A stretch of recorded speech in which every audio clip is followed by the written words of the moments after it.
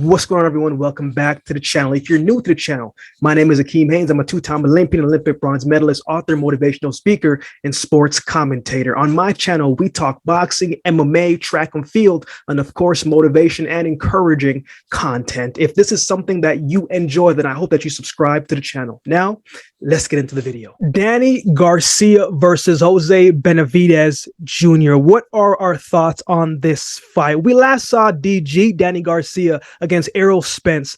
That was 2 years ago. And now he's moving up a bigger division. So that's something to keep in mind. But from what I've seen and heard from Danny Garcia, just preparing for this fight, the interviews and seeing some training videos, he looks great.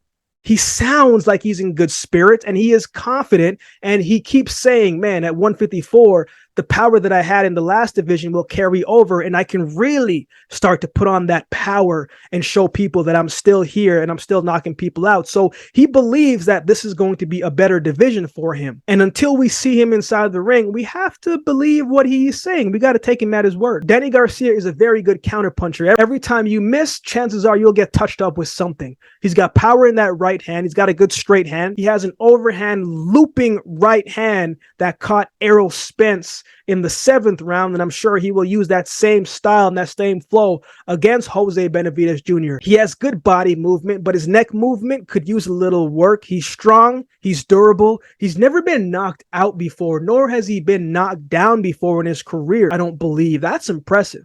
I thought against Spence, he let Spence control the action a bit more. He was looking to counter more than to put the pressure on him and be the aggressor and see if he can make Spence make a mistake. Errol makes great adjustments throughout the fight, and Danny didn't make enough adjustments in their fight, but that doesn't diminish the quality of fighter that he is. I think we'll see a better Danny Garcia at 154. I know the weight cut can be very disadvantageous in so many different ways. So if 154, he feels good, and from the videos, he looks good, the speed is still there, the power looks like it's still there, the footwork looks like it's still there. So if he's feeling good, he's looking good, then perhaps we will see Danny Garcia of old, but we'll see what happens going into the fight. He's still coming off quite a bit of a layoff.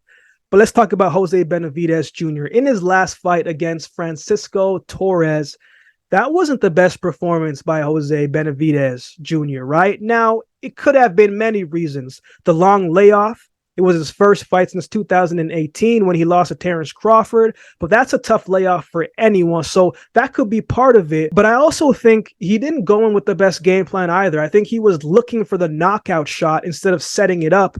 And to be honest, I think Torres outboxed him, and Torres won that fight, in my opinion. I think it was set up for Jose Benavidez to win that fight, but Torres came in and didn't lay down, and he fought his way into winning that fight, even though it was a draw. But here's the thing, right? Benavidez is not just a fighter inside of the ring. He's a fighter outside of the ring, right? He got shot in 2016, and to be able to be in the ring now, to be walking, to be moving, to do all that he's doing now, this is really a bonus for him. He and his brother, David Benavidez, have similar styles.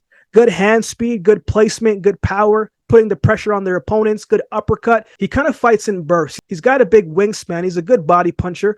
When he chases the knockouts, that's when he finds himself in trouble. I thought in his fight against Bud Crawford, he put together good combinations, showed good head movement, good footwork, landed some good body shots, and he had some good moments. He had some success against Crawford, but Crawford was just faster. He had too much movement, the angles, the switch hitting from southpaw to orthodox. He was just an all-around better fighter, and he was just too much for Jose Benavidez, but he did have some good things going for him in this fight. If he can pull out some of that he did against Bud Crawford and put that in the ring against Danny Garcia, he will be able to have a better matchup and a better fight with him. But if he is anything like what we've seen him of last fight against Torres, it is going to be an extremely long night for him, and we might even see him get knocked out. So we don't know which Jose Benavidez Jr. we're going to get, but I'm hoping it's the Jose Benavidez that fought Crawford and not the one that fought Torres. But I have DG winning this fight. at this stage, I think DG does everything better than him. DG is going to be more consistent throughout this fight, and he'll make the right adjustments if needed. What are your thoughts on this fight? Who do you have winning? Let me know in the comments section below. If you would like to support the channel, there's a couple ways that you can do so. You can like, comment, share, subscribe to the channel. If you would like to support the channel by way of donation, you can find options in the description below. Also, my Cash App handle will be on screen as well. Any amount would be greatly appreciated and goes towards the growth of this channel. If you've been watching the video this long, then do me a favor and subscribe to the channel, and we'll definitely see you next time.